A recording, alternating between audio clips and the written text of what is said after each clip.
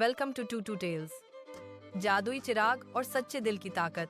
बहुत समय पहले की बात है। गुलाबपुर नामक एक सुंदर और शांत गांव में आर्यन नाम का एक गरीब लेकिन दयालु लड़का रहता था। वह अपनी बूढ़ी माँ के साथ एक छोटी सी झोपड़ी में रहता था। आर्यन के पास धन दौलत नहीं थी, लेकिन उसका दिल सोने जैसा था। वह हमेशा दूसरों की मदद करता और कभी भी स्वार्थी नहीं बनता। गुलाबपुर गांव के पास ही एक घना जंगल था, जिसके बारे में लोग कहते थे कि वहाँ एक जादुई चिराग छिपा हुआ है। कहते हैं जो भी उस चिराग को ढूंढ ले, उसकी सारी इच्छाएं पूरी हो जाती हैं। बहुत से लोग उस जंगल में गए, लेकिन कोई भी लौटकर नहीं आया। एक दिन गांव में भयंकर अकाल पड़ गया। खेत सूख गए, कुएं सूख गए और लोग भूख प्यास से परेशान हो गए। अपनी माँ और गांव वालों को तड़पता देखकर आर्यन ने निश्चय किया कि वह उस जादुई चिराग को ढूंढकर गांव की तकदीर बदल देगा। उसने एक थैला लिया, उसमें थोड़ा पानी और रोटी रखी और निकल पड़ा उस रहस्यमय जंगल की ओर। जंगल बहुत डरावना था, जगह जगह कांटे थे, चारों ओर अंधेरा और अजीब अजीब आवाजें थीं। रास्ते में उसे एक घायल खरगोश मिला। आर्यन ने अपनी रोटी का टुकड़ा तोड़कर उसे खिलाया और उसका जख्म बांध दिया।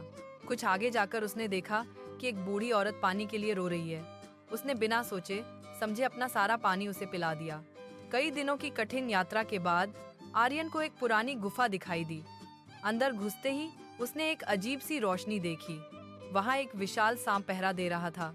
सांप ने पूछा, कई लोग यहाँ आए लेकिन कोई वापस नहीं गया। बताओ तुम यहाँ क्यों आए हो?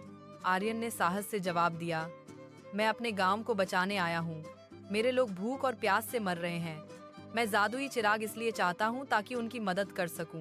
सांप मुस्कुराया और अचानक एक बूढ़े जादूगर में बदल गया। उसने कहा, आर्यन, मैंने तेरा दिल परखा।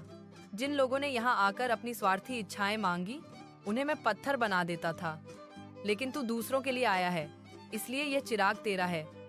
आर्यन ने जैसे ही चिराग को रगड़ा, एक जिन्न प्रकट हुआ। जिन्न ने कहा, मालिक आदेश दो। आर्यन ने जिन्न से कहा कि वह गांव में पानी और हरियाली लौटा दे। अगले ही पल गुलाबपुर में नदियां बहने लगीं, खेतों में फसलें उगाईं और हर घर में खुशहाली लौट आई। गांव वाले आर्यन को हीरो कहने लगे, लेकिन उसने कभी घमंड नहीं किया।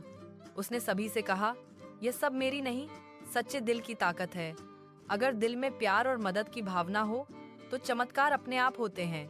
इस तरह आर्यन की नेक सोच, उसकी दयालुता और सच्चे दिल ने न केवल उसके गांव की तकदीर बदल दी, बल्कि सबको यह सिखाया कि सच्ची ताकत दिल में होती है, स्वार्थ में नहीं।